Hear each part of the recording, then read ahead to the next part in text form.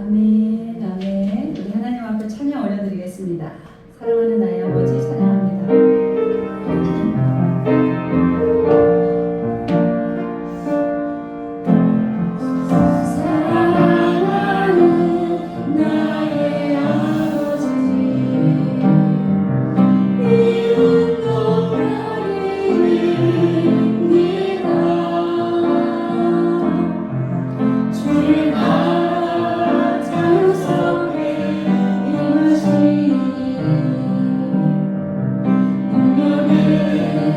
To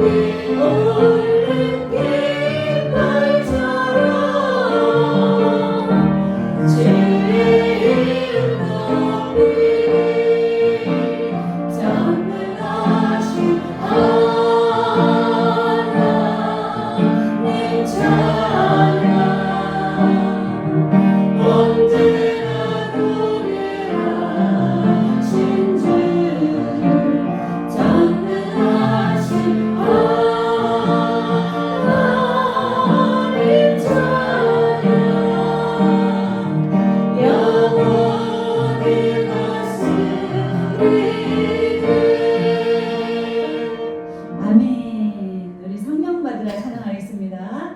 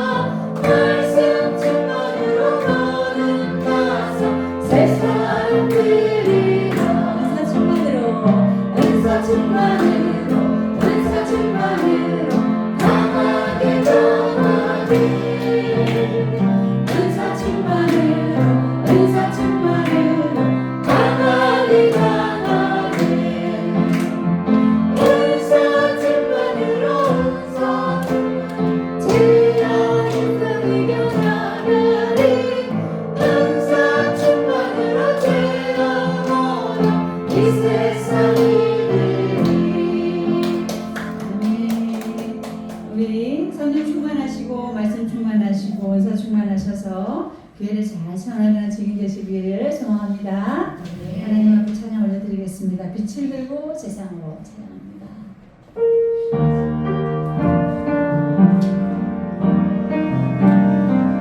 우리 영혼에 주가 주신 우리 영혼에 주가 주신 꺼지지 않는 빛이 있네. 오직 주님께 우리 드릴 때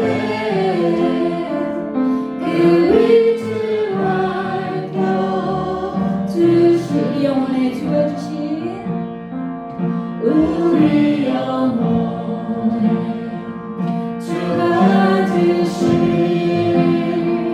꺼지지 않는 빛이 있네. 오직 주님께 우리 드릴 때에 그 빛을 밝혀 주시리라. 이제 일어나 소망이 없네.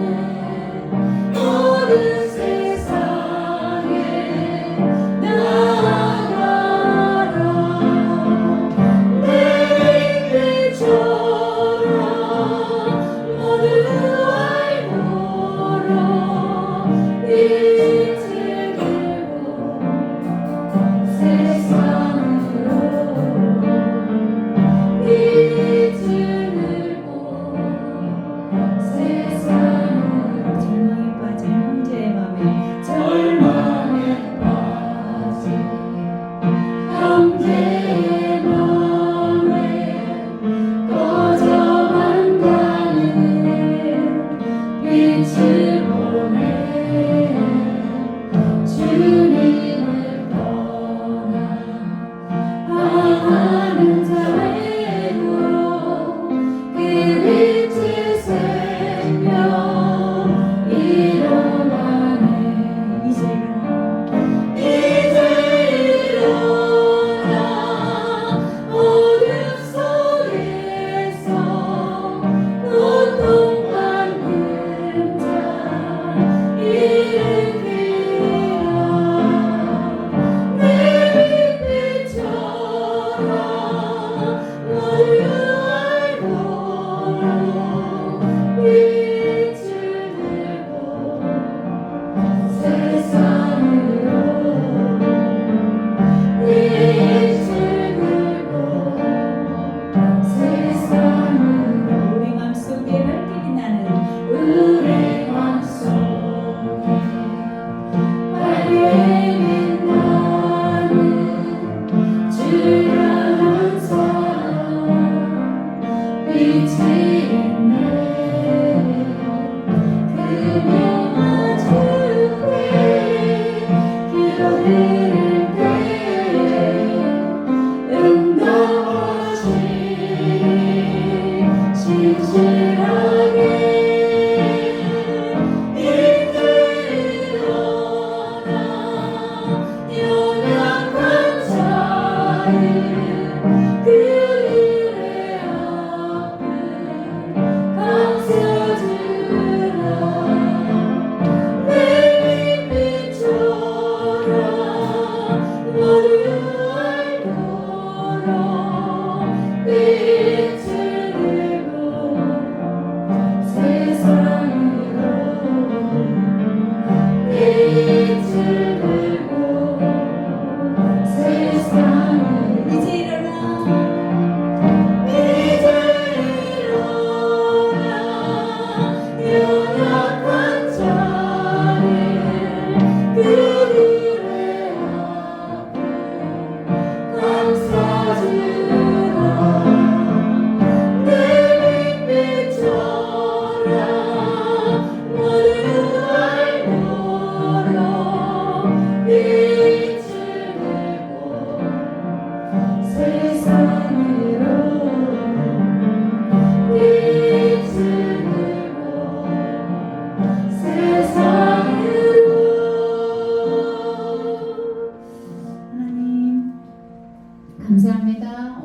우리에게 힘차게 찬양하며 찬양 속에서 어떻게 살아가야 할지를 하나님 알게 해주시고 또 선포하게 하시니 감사합니다. 우리의 삶이 날마다 주님의 이름을 찬미하며 또 그 찬미한 대로 삶이 사라지고 또 많은 사람들에게 하나님의 살아계심을 증거하고 또 교회의 증인되어지는 그런 귀한 성도들로 함께하여 주시옵소서. 오늘도 귀한 말씀을 통하여 하나님께서 우리를 향하신 그 말씀을 교훈받기를 원합니다.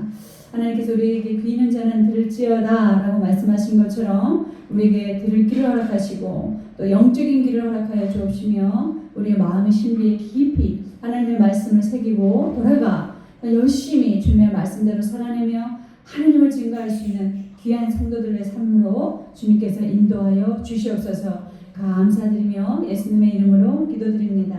아멘. 하나님의 말씀은 마태복음 5장 13절입니다. 마태복음 5장 13절 우리 함께 읽겠습니다. 시작. 너희는 세상의 소금이요 소금이 만일 그 맛을 잃어버리면 무엇으로 짜게 하리요 후에는 아무 쓸데없어 다만 밖에 버려져 사람에게 밟힐 뿐이니라. 아멘. 우리 옆에 계신 분과 인사하시겠습니다. 당신은 세상의 소금이십니다. 당신은 세상의 소금이십니다. 다시 한번 인사할까요? 소금의 맛을 내십시오. 소금의 맛을 내십시오. 아멘. 아멘. 세상의 소금이라는 제목으로 하나님 말씀 증거하겠습니다. 우리 성도님들 키오스크 다 아시죠? 키오스크. 처음에 키오스크가 나왔을 때 저도 적잖이 좀 당황했어요. 그 앞에서 이렇게 어떻게 매뉴얼을 모르니까. 그런데 이제 어르신들은 노인들은 굉장히 그 기계 앞에서 아무것도 할 수 없는 그런 모습들을 봤고 그래서 젊은이들이 옆에서 도와주거나 해야 했었습니다. 그런데 시간이 지나면서 지금은 다들 잘 사용하세요. 잘 사용하시고 또 사용법도 잘 알아서 모르시는 분들에게 가르쳐드리는 것도 맞습니다. 미국의 심리학자 칼 로저스는 우리 사람을 가리켜서 충분히 기능하는 인간이라고 얘기했어요. 사람이 태어나면서부터 이제 완성형으로 태어나지 않잖아요. 많이 부족합니다. 그런데 살아가면서 어떤 경험이나 또 창의적인 일들을 통해서 우리가 충분히 기능할 수 있는 인간으로 변화되어져 간다는 거예요. 학습하는 거죠. 경험을 그대로. 그리고 큰 문제에 봉착을 하더라도 우리의 경험이나 또 그런 어떤 특징적인 그런 학습 능력 그리고 창의적인 것을 통해서 그 문제를 해결하고 더 나은 인간으로 살아갈 수 있는 그런 기능들을 마음껏 발휘한다고 이런 이야기를 했어요. 칼 로저스는 사람 한 사람 안에 있는 그 능력들을 일깨워줘서 삶을 바르게 살아갈 수 있도록 이렇게 많은 사람들을 인도해주는 신의 상담가였습니다. 오늘 주님께서는 우리에게 뭐라고 말씀하셨어요? 너희는 세상의 소금이라 말씀하셨어요. 이것은 칼 로저스가 말한 충분히 기능하는 인간의 차원을 넘어서서 세상까지도 변화시키는 존재라는 어떤 모습으로 소금의 모습으로 맛을 내는 모습으로 그래서 우리 자신 한 사람 한 사람들을 통해서 이 나라에 이 세상에 하나님의 땅을 구현하는 하나님의 나라를 세워나가는 사람들인데 그 특징이 바로 소금이라는 특징을 갖고 있다 이렇게 얘기했습니다. 소금이나 물은 사실 소금 그렇게 비싸지 않잖아요. 아주 좋은 천일염 같은 경우는 좀 비쌀 수도 있지만 우리가 주변에서 흔히 구할 수 있어요. 소금이나 물이나 또 공기는 아직까지 우리가 뭐 돈 주고 공기를 사용하지는 않지만 우리 주변에 아주 쉽게 있지만 그런 아주 필수적인 요소들이죠. 물도 그렇고 구약에서 소금이 쓰이는 용도를 보면 제사를 드릴 때 하나님께 예배를 드릴 때 제물에 소금으로 이렇게 가능합니다. 그리고 물이 썩어서 오염이 됐을 때 거기에 엘리야라는 선지자가 소금을 그 물에 던져 넣었을 때 물이 해독되어지는 소금이 해독 기능이 있어요. 그리고 아기들이 태어났을 때 소금물을 뿌렸다고 그래요. 구약에는 이제 그 소금의 그 뭐죠? 해독 그래서 소금물을 뿌렸고 또 소금을 지혜의 의미, 언약의 의미, 변하지 않는 하나님의 말씀의 의미 이런 식으로 성경에는 기록이 되어져 있습니다. 소금의 대표적인 역할을 우리가 잘 알다시피 맛을 내는 역할, 그리고 부패를 방지하는 역할. 예전에 어르신들이 김장 담그시면 오랫동안 1년 동안 먹어야 된다고 아주 짜게 만드셨어요. 된장 같은 것도 그러고 그 맛이 짜게 나지만 썩진 않잖아요. 소금이 그런 기능을 하고, 그리고 건강을 유지합니다. 소금에 이렇게 좋은 장점들이 많이 있어요. 특징들이 있기 때문에 예수님께서는 우리에게 너희는 세상의 소금이다 이렇게 말씀하셨습니다. 이 소금이라는 것은 우리가 너희가 소금처럼 그런 좋은 기능을 하는 사람들이 되라는 목적적인 사람이 아니라 이미 우리에게 너희는 세상의 소금이니라는 명령을 하셨고 신분을 바꾸어 주셨어요.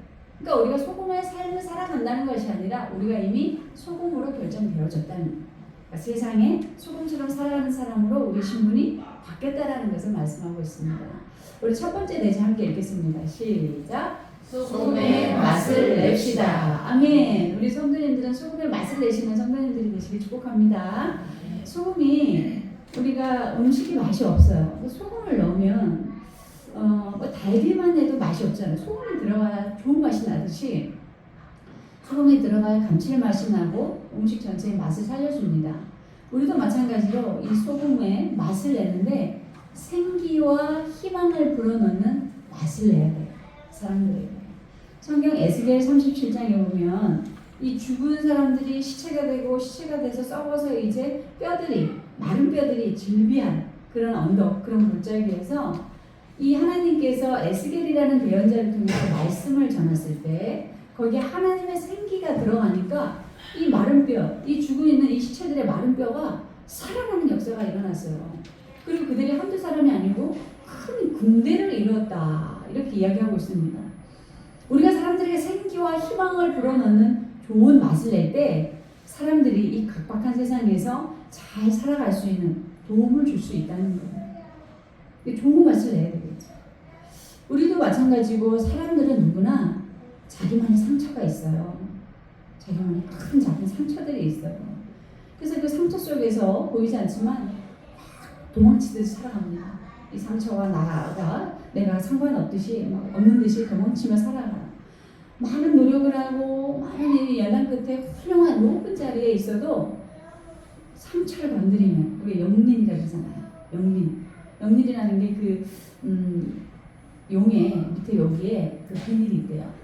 비닐이 있는데 여기를 이걸 영린이라고 하는데 여기를 딱 건드리면 용이 이렇게 분노한다고. 그런 것처럼 우리 안에도 건드리면 분노하는 그런 영린이 있는데 나이가 많든 적든 사회적인 지위가 높든 그 사람의 상처를 건드리면 마치 막 토사물처럼 감정의 찌꺼기들을 쏟아내는 사람들이 있어요. 누구를 가리지 않고 자신의 상처를 건드리면 막 쏟아내는 사람들이 있어요. 그리고 그런 자신의 모습을 보면서 주저앉고 이런 패턴이 계속 되어집니다.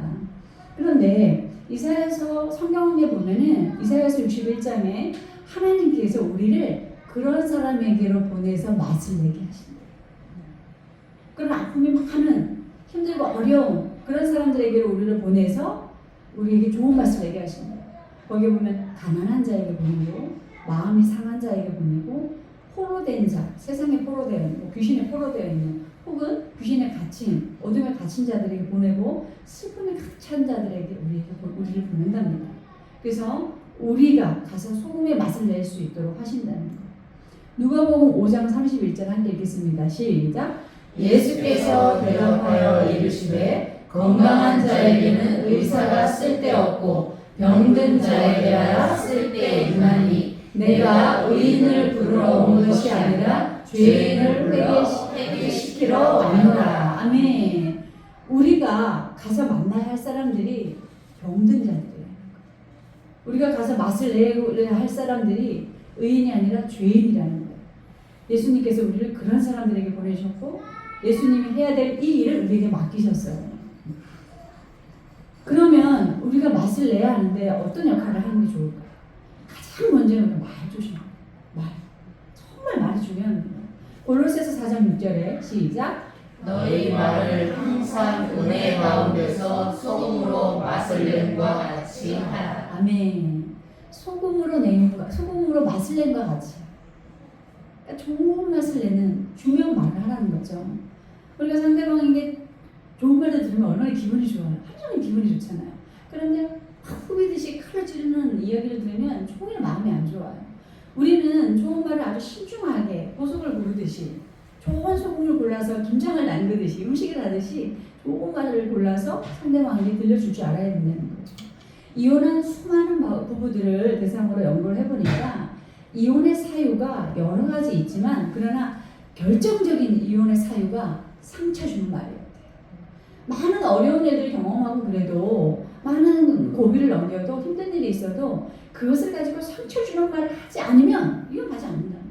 근데 그걸 가지고 계속해서 부부가 이렇게 악한 말을 하고 또 하고 그런데 끝까지 잘 사는 부부들을 보니까 좋은 말을 잘 해주는 부부들 어려움이 있어도 잘 극복하더라는 거예요. 미국의 32대 대통령 루즈벨트 대통령이라 들어보셨죠? 이분은 정치 생활을 하던 중에 두 다리에 장애가 찾아왔어요. 그래서 이 다리에 불구를 입고 휠체어를 타고 다니면서 그렇게 생활을 할 때 이제 나는 정치 생명이 끝났구나. 그리고 이제 자기 아내한테 내가 이런 모습인데도 나를 사랑할 수 있겠느냐 이렇게 물어봤어요. 그랬더니 아내가 비가 오는 날도 있고 비가 길면은 좋은 날도 있어요. 이렇게 얘기하면서 내가 이제 두 다리가 이제 영원히 불구가 될 텐데 그래도 끝까지 나를 사랑할 수 있겠느냐 이런 질문에 그 아내가 나는 지금까지 결혼해서 당신의 두 다리만 사랑한 게 아니다. 나는 당신의 전부를 사랑했다. 힘을 내라. 이렇게 남편을 다독여줬어요. 근데 그분이 결국 장애인의 몸으로 대통령에 당선이 됐고 당선이 4번이나 됐어요. 4번이나 대통령의 역할을 할 수 있었고 세계 제2차 대전을 승리로 이끌어냈습니다. 그러니까 이 아내의 말 한마디가 남편의 길을 살렸고 그 기가 산 남편이 미국을 살려낸 거예요. 우리 좋은 말이 이렇게 중요합니다. 우리 부부간에도 가정에도 누굴 만나더라도 좋은 말을 쓰면 좋겠어요. 우리가 교회 가면은 회사에 가면은 우리가 만나는 직장 동료들이 있잖아요. 그리고 또 기업 가려면 또 이 자기가 부양해야 될 그 많은 이 직원들이 있고 교회에 오면 우리 교회 성도들이 있고 가정에는 우리 가족들이 있어요. 근데 좋은 말을 잘하면 이 관계가 이 공동체가 오래도록 좋은 관계를 형성이 된다는 거예요. 그런데 좋지 않은 말을 할 때는 공동체가 와해되어질 수 있다는 거죠. 그래서 잠언서 18장 2절을 보면 반대로 보면요. 시작. 죽고 사는 것이 혀의 권세에 달렸나니 혀를 쓰기 좋아하는 자는 그 열매를 먹으리라. 아멘. 그러니까 우리의 입술을 사용한 대로 우리 인생이 결정되어진다고 그래요. 하나님께서 이스라엘 백성들을 출애굽시키시고 그 이스라엘 백성들에게 하나님 이런 약속을 하셨어요. 내가 너희들을 이제 적과 꿀이 흐르는 땅으로 데려가서 너희들에게 행복한 삶을 살게 해줄 거야. 이렇게 말씀하셨어요. 이 출애굽 백성들, 이스라엘 백성들은 자신의 땅도 없었고 집도 없었고 그저 이집트 사람들에게 노예로 삶을 살아가던 사람들인데 하나님께서 그 백성들을 출애굽시켜 주시면서 너희에게 이제 넓은 땅을 줄 거야. 그 넓은 땅에는 적과 꿀이 흐르는 땅이며 정말 과실이 풍성하고 정말 좋은 땅이야. 이제 너희들 거기서 데려가서 너희를 거기서 자유롭게 종이었었잖아요. 그래서 너희에게 자유를 주며 자유롭게 살 수 있게 해주겠다라고 하나님이 약속을 하셨어요. 그런데 이 이스라엘 백성들이 매일마다 우리가 광야에서 죽게 될 것이다. 우리 인생은 죽게 될 것이다. 죽게 될 것이다. 그리고 하나님 앞에서 매일 불평하고 불만과 악담을 쏟아냈어요. 결국 이들은 적과 꿀이 흐르는 땅에 들어가지 못했어요. 말이 씨가 되어버렸어요. 하나님이 우리에게 아무리 좋은 것을 약속해도 우리가 우리의 인생이 망할 거다. 나는 죽을 거다. 나는 아무것도 못 될 거다. 자꾸 이렇게 말하고 악담하면 결국 인생이 그렇게 되어지는 거예요. 한국 속담에 길은 갈탄, 말은 할탄 이런 속담이 있어요. 길은 내가 선택한 대로 인생이 결정되어지고 말은 내가 어떻게 하느냐에 따라 관계가 결정되어진다는 거예요. 앞으로 우리 성도님들은 좋은 맛으로 우리가 있는 공동체에 맛을 내는 그런 성도님들이 되시길 주님의 이름으로 축복합니다. 두 번째 대제 읽겠습니다. 시작. 소금처럼 부패를 막읍시다. 아멘. 소금이 하는 역할이 부패를 막는 썩음을 방지한다는 거예요. 1808년 프랑스의 한 정치가 이름은 가스통 피에르 마르크예요. 이 사람이 가진 자는 사회적 책임을 다해야 한다라는 노블리스 오블리주를 선포를 했어요. 이게 어떤 이야기냐면 부를 가지고 권력을 가지고 높은 사회적 기반을 가진 사람은 사회적으로 그에 상응하는 기부 문화를 수반해야 사회가 건강하게 유지된다. 이런 이야기를 했어요. 이 가스통이 기부 문화로 좋은 사회를 만들어간다고 했다면 우리 예수님은 우리 각자 한 사람에게 소금이 되어서 부패하는 역할을 방치해요. 소금이 되어서. 소금이 미생물이 살기 어려운 환경으로 만들어간다고 그래요. 그래서 부패를 방지하고 썩음을 방지하는데 우리가 있는 곳에서도 영적인 방부제 역할을 할 수 있어야 합니다. 먼저 우리가 영적인 방부제 역할을 하려면 히브리서 4장 시작. 하나님의 말씀은 살아있고 활력이 있어 좌우의 말씀 어떤 검보다도 예리하여 혼과 영과 및 관절과 골수를 찔러 쪼개기까지 하며 또 마음의 생각과 뜻을 감찰하나니. 아멘. 우리가 영적인 방부제 역할을 감당하려면 내 안에 먼저 썩은 것이 없어야 돼요. 그래서 하나님의 말씀으로 우리가 회부가 되고 수술이 되어져야 합니다. 이런 상태가 되어질 때 나에게 부패가 없고, 두 번째로는 야고보서 1장 22절에 시작. 너희는 말씀을 행하는 자가 되고 듣기만 하여 자신을 속이는 자가 되지 말라. 우리가 하나님의 말씀으로 이렇게 수술되어지고 깨끗해졌다면 어떻게 해야 된다고요? 말씀을 행하는 자가 되어야 된다는 거예요. 말씀을 행할 때 우리 안에 부패가 없어요. 미국의 존 워너 메이크라는 사람은 세계 최초의 백화점을 알았어요. 세계 최초의 백화점을 세운 아버지예요. 미국에. 이 사람은 철저한 크리스찬이었고 67년 동안 주일학교 교사로 봉사를 했어요. 67년 동안. 그가 백화점을 딱 열어놓고 일요일마다 문을 닫았습니다. 일요일은 하나님을 예배를 합니다. 하나님의 날이라고 이렇게 써붙였어요. 그랬더니 사람들이 일요일에 쇼핑객이 제일 많은데 얼마 가지 않아서 곧 파산하겠군 이런 이야기를 했다는 거예요. 그런데 이 존 워너메이크가 돈보다 하나님의 나를 먼저 지킬 것이라는 그 원칙을 계속해서 지켜나갔어요. 그런데 주변의 반응이 점점점 그의 정직과 그의 신앙심이 너무 감동스럽다. 이 사람은 돈이 아니라 하나님께 철저히 의지하는 사람이라는 그 신앙심에 감동을 해서 평일날 수많은 사람들이 그 백화점에 와서 쇼핑을 하는 거예요. 그래서 백화점이 어떻게 됐겠어요? 점점 백화점이 성장하면서 이 사람이 나중에는 백화점의 아버지라고 불릴 정도로 정말 부자가 됐습니다. 그 사람이 이렇게 얘기했어요. 신앙은 사업의 가장 좋은 자산이며 정직이 최선의 정책이다. 이렇게 얘기했습니다. 이 사람은 하나님의 말씀을 지켜냈어요. 주일은 엄격하게 하나님께 예배를 드리고 평일은 영업을 하는 이런 사람. 그래서 많은 사람들이 그의 신앙을 칭찬을 했습니다. 과연 우리는 어떤 모습으로 기업과 직장을 섬기고 있을까요? 여러분들은 어떤 모습이세요? 하나님의 말씀을 정직하신다요. 저도 우리 김찬혁 집사님이 주일을 온전히 섬기는 그날이 왔으면 좋겠습니다.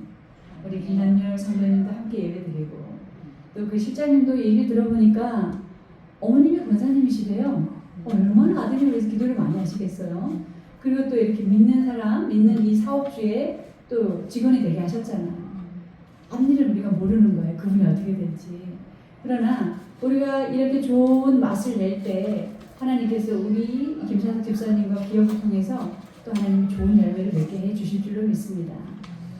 다윗이 평생 하나님을 모시면서 알게 된 게 있어요. 하나님의 성전에 오를 자, 하나님의 성산에서 함께 하나님과 살 자가 따로 있더라는 거예요. 10편 15편 읽어보겠습니다. 시작.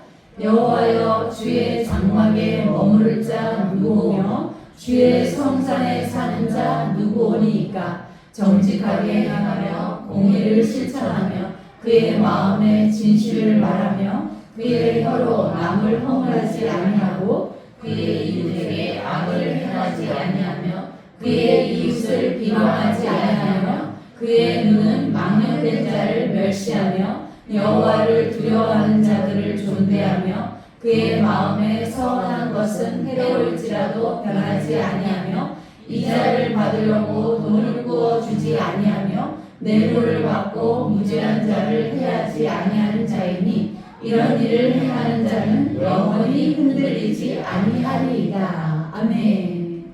하나님과 함께하는 사람이 이런 사람들이라는 거예요. 그래서 우리가 저 사람은 진짜구나 라는 소리를 들을 때 주변을 변화시켜 나갈 수가 있어요. 내가 하나님의 말씀대로 살지 않고 내가 정직하지 않고 내가 공의롭지 않은데 누구에게 당신은 썩었습니다, 당신은 부패했습니다 라고 얘기할 수 있겠어요.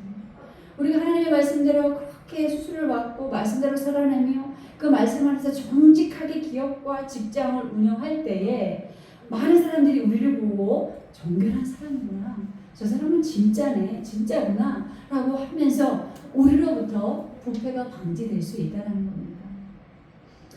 우리도 하나님께서 소금의 맛에 있어서 부패를 막으라고 말씀하셨잖아요.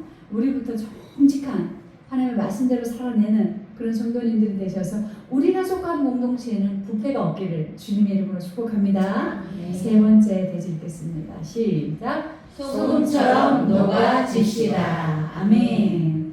우리 몸에 염분이 얼마나 있어야 우리가 잘 살 수 있을까요? 우리 몸에 염분이 없으면 우리가 쇼크사로 죽을 수도 있대요. 그리고 신진대사가 제대로 기능하지 못하는데 0.9%의 소금 농도가 항상 유지가 되어져야 한답니다. 소금이 우리 안에 들어와서 녹아져서, 그죠?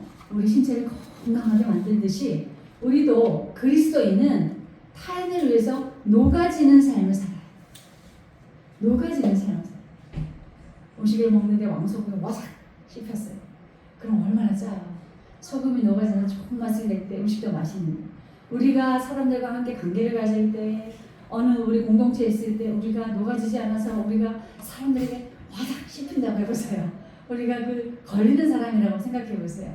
그러면 좋은 일로 기여할 수 없어요. 내가 다른 사람보다 먼저 헌신할 수 있어야 되고, 남들이 하지 않는 일이에요. 그리고 내가 좀 손해본다고 할지라도 손해를 감당하세요. 저는 우리 성도님들이 내가 좀 손해를 보는 일에 앞장서시는 분들이었으면 좋겠어요. 좀 더 얻으려고, 좀 더 내 것을 가지려고 그렇게 길을 쓰는 분들이 아니라 얼마든지 손해볼 수 있어, 얼마든지 줄 수 있어 라는 그런 넉넉하신 분들이 되어줬으면 좋겠어요. 그리고 그래서 상대방이 나로 인해서 덕을 본다면 얼마든지 그렇게 살아가는 그런 분들이 되어줬으면 좋겠습니다. 만약에 내가 손해볼까봐, 피해 입을까봐 내 것을 움켜쥐고 그런 사람이 된다면 공동체의 건강을 무너뜨릴 수도 있어요. 무너뜨릴 수도 있습니다. 종교에 대한 여론조사를 할 때 꼭 기독교는 이런 수식어가 붙어요. 이기적이야. 이기적인 기독교. 무례한 기독교. 무례한 교인. 아주 이기적인 교인, 예수쟁이들. 자기들밖에 모르고 막 이렇게 얘기를 해요. 왜 그럴까요? 그래도 우리 기독교인들이 우리 안에서는, 공동체 안에서는, 같은 믿는 사람들 안에서는 그렇게 배타적이지 않아요. 그런데 믿지 않는 사람들 향해서는 굉장히 인색하고 배타적입니다. 믿지 않는 너희들, 불신자들, 너희 세상 사람들, 우린 너희들과 달라. 이런 식으로 바운더리를 쳐버려요. 그래서는 안 된다는 거죠. 마태복음 5장에 시작. 너희가 너희를 사랑하는 자를 사랑하면 무슨 상이 있으리요? 너희가 너희 형제에게만 무난하면 남보다 더하는 것이 무엇이냐? 예수님이 공동체를 이렇게 보니까 예수님 믿고 하나님 믿는 사람들은 끼리끼리 잘 지내요. 그런데 예수님 믿지 않는 저 울타리 밖에 사람들에게는 막 비난하고 그들에게 베품이 없고 섬김이 없고 막 비난하는 일들밖에 없다는 거예요.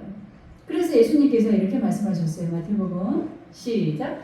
너를 고발하여 속옷을 가지고자 하는 자에게 겉옷까지도 가지게 하며 또 누구든지 너로 억지로 오리를 가게 하거든 그 사람과 심리를 동행하고 내게 구하는 자에게 주며 내게 꾸고자 하는 자에게 거절하지 말라. 아멘.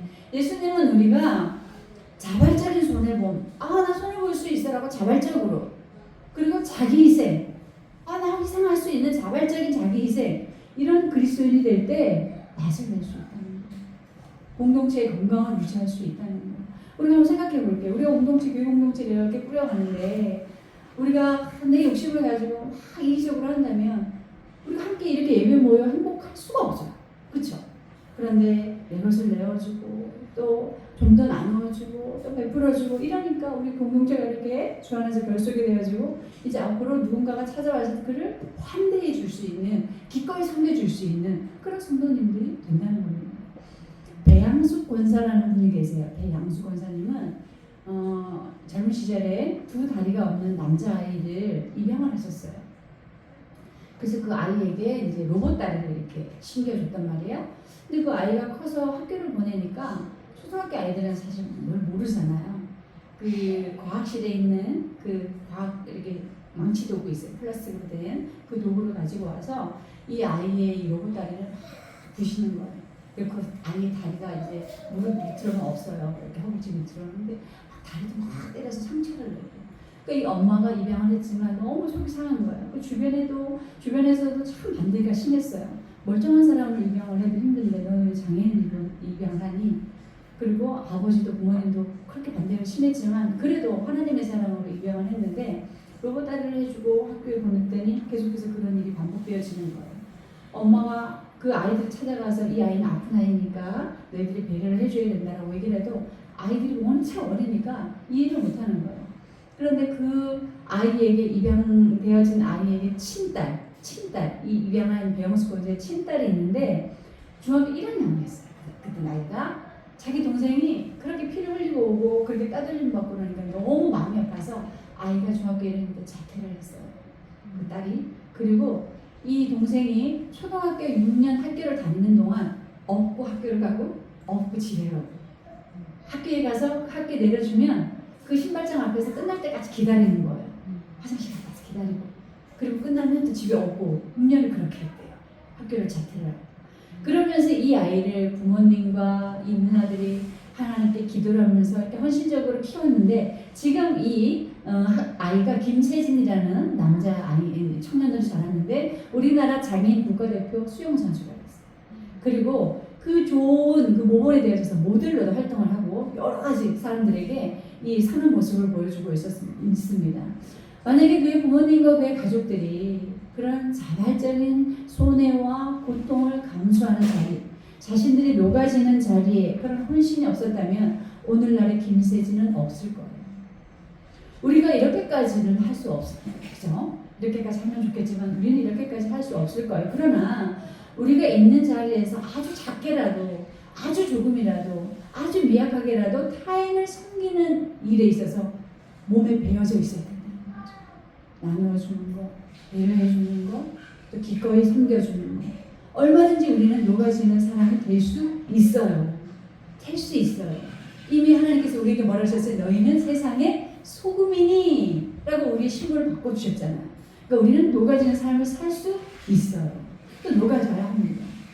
어떤 분들은 자발적으로 손해보는 자리에 그런 자리에 가려고 어떤 분들은요 직장인인데 1년에 월차가 10몇 개씩 있잖아요. 연차가 그거 안 써요. 그리고 미리 적금을 들어요. 그래서 교회에서 선교 일정이 딱 잡혀지면 그 선교 일정에 맞춰서 연차를 내요. 그리고 미리 들었던 적금을 해지합니다. 그리고 선교지를 가요. 거기서 막 섬겨주고 선교를 하고 올 때는 가장 자기가 돌아올 수 있는 이제 가방과 옷만 가지고 돌아오고 갈 때 많이 싸들고 와서 많이 주고 와요. 이런 사람, 이런 직장인들이 있어요. 그리고 돌아와서 자기들이 섬겨줬던 어린 아이들이나 가난한 사람들을 계속해서 후원으로 돕는 그런 선교 사역을 한 사람들이 있어요.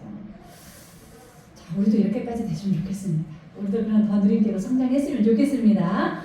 누가복음 말씀 읽겠습니다. 시작. 주라 그리하면 너희에게 줄 것이니 곧 후히 베어 누르고 흔들어 넘치도록 하여 너희에게 안겨주리라. 너희의 헤아림은 그 헤아림으로 너희도 헤아림을 도로 받을 것이라. 아멘. 하나님께서 예수님께서 우리에게 뭐라 그래요? 주라 그리하면 우리가 주면 우리가 섬겨주면 나누어주면 베풀어주면 예수님께서 하나님께서 우리에게 너희에게 줄 것이니 곧 후히 되어 누르고 흔들어 넘치도록 하여 우리에게 안겨주신대요.